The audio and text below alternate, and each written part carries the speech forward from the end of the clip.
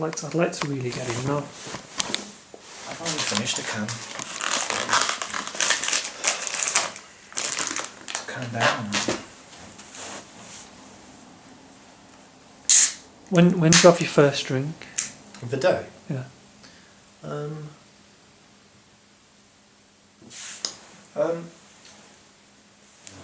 don't know.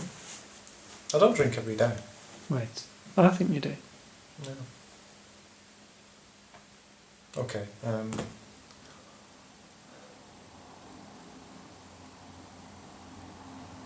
No, I'll leave it quite late. And I only drink when I'm with someone. I don't drink alone anymore. So, 7ish. Are you being truthful with me? Yeah. But there was a day when I started drinking at 11 Right. in the morning. Just because I've got the cans there, why not? Do I need to intervene? No, or have you got it under control? We've got it under control. Are you happy drinking? Yeah. I'm not happy in general. But Would it upset you any further if I kind of probed any more with the drink?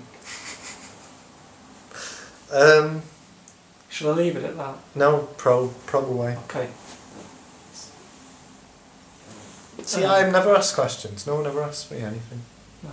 So I like it. It's just that, like, I'd say last year, I did notice, right, if I'm alright to say this, because, hey, when this is all comes out in the wash, right, we'll say, oh, well, was Martin a friend? Did he actually tell me to stop at any point, right? I can say now, well, I did. I'd made the tough decision of actually inquiring or like confronting in a friendly way. Okay, so I did notice last year I spent a few kind of nights with you and just not eventful times, but I noticed that you were often kind of, oh, I need to go and get some drinks. I need to go and hit the local mini mart, and it always felt like you needed a drink in reach. And I thought then, he does drink quite a lot, and he does drink daily, and he seems to want it. You know, like when someone's thirsty, oh, I need some water. It was like that.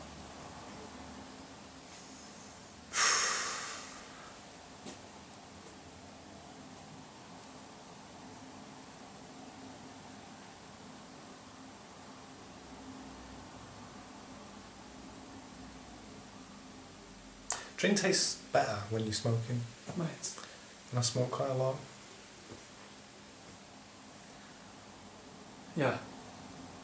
But I'd argue that for me, seeing you is a bit of an occasion, and Right. I want to loosen up. Right. Do you think? This is like jumping to massive conclusions, but I just want to get it out of the way. If it's a no, then we'll leave it there. It's just a little theory that popped up in my head before. Since you've not been eating meat, and your diet, I think like your diet might be maybe a little bit boring. I know you've taken to it really well, but it probably does get a little bit boring for you. Do you think that maybe is replacing meat a little bit? Do you think it's a bit of a treat?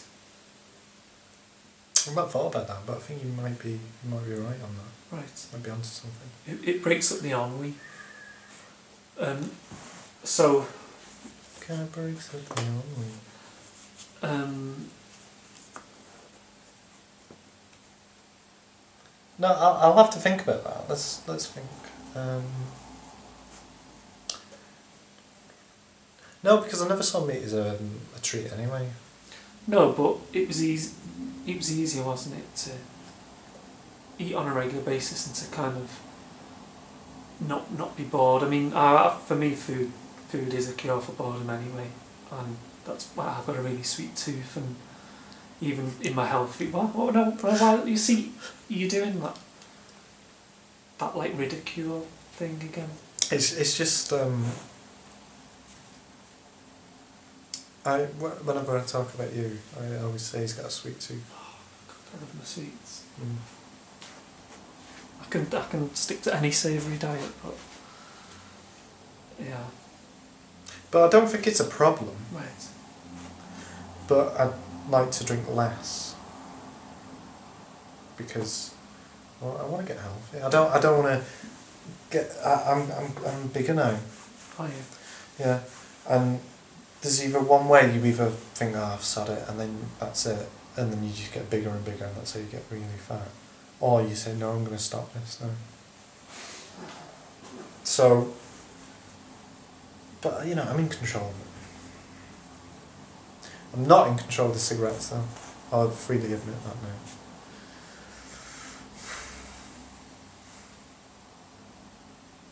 What do you mean? You put emphasis on the word now. Well, I always thought that I could stop whenever I wanted to. Right. But now I don't feel like I can. But that's been the way for some time. But I've not faced up to it, and I've not thought. I've always thought that I could do it. But now I think I need one.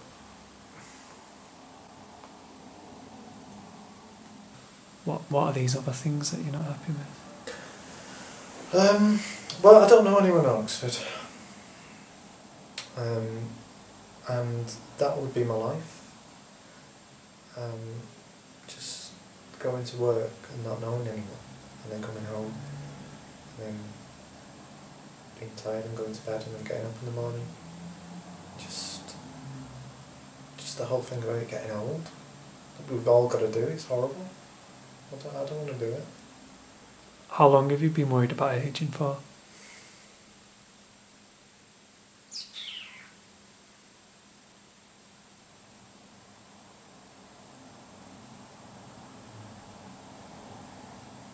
I don't know. I know this probably won't mean anything to you, but I really wish I was 26. And it's not like I'm 65 and I'm saying, oh God, I wish I had my days back, because I'm only 5-6 years older than you. But it's just the fact that you're in the peak of your life. You're still kind of naturally healthy, like your metabolism. Actually, I think it's 25 that your metabolism starts to slow down, but you can kind of get away with being what's that word? Hedonism. What am I trying to abbreviate that to? And you can still go out and not kind of have worries of that, like, oh, I'm gonna, like, they sound quite petty, but it's like many more trips to the doctors now. It's like those few years from when you start to age at that peak age, you start to kind of deaccelerate very quickly. So it's a bit like a footballer's career, isn't it? Suddenly you're in your peak and then it suddenly goes downhill quite quickly. But then again, I suppose maybe there's some angst here that you're not making the most of it while you are at the top of your game physically. So, well, footballers usually peak at the age of 27. Right. Or they used to be. Yeah. But they don't anymore. But in not just like in the scheme of life, are you doing enough at 26, or do you feel like maybe time's slipping away to actually achieve something? I don't think there's anything to achieve anymore. Right. So, this is it.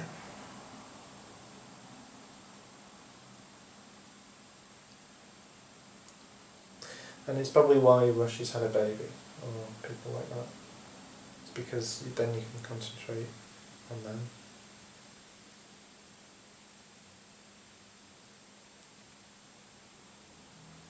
How long did you say you've been worried about this aging for? I don't know. I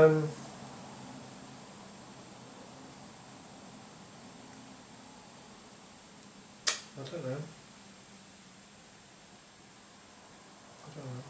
Right. Not all my life.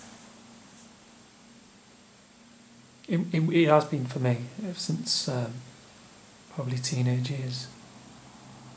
I've been quite paranoid about it.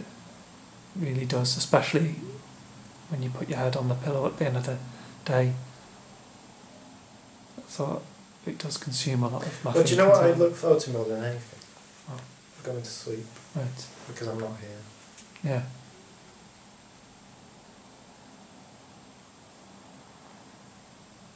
And just knowing that something's going to happen when you're asleep and you're going to be away. Well, I mean, I guess that sounds really bleak, doesn't it? It does, but I don't feel depressed. Right. But I wouldn't say I'm happy. I don't think anyone's happy. I don't think it's possible to be happy. You can have moments of being content or moments of happiness, but no one's fully content. Because it's very lonely being a human being. Right. What would you describe yourself philosophically? Because I don't know, you've rejected this in the past, but until developments last year, I would have always said that you would be a nihilist. But what would you describe yourself as?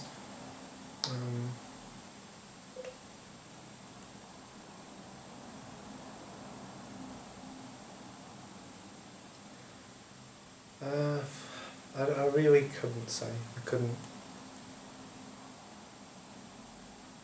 I'm a liberal, I'd say,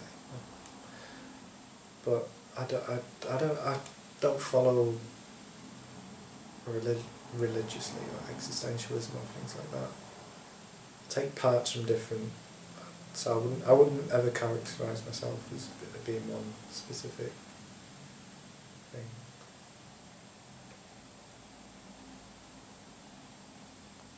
Are you liberal or are you a liberal?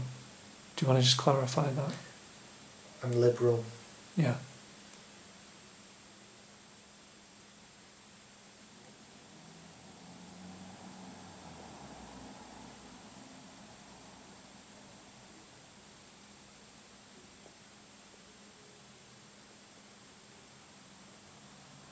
Yeah. You I couldn't pick out one strand right. and say that that's what I was. Do you ever think about the future? Because you always seem to pass comments about what's happening in the now. No, because I think about the future, but when I think about the future, I feel quite ill. So you've got to live in the now, because that's the only thing that's happening.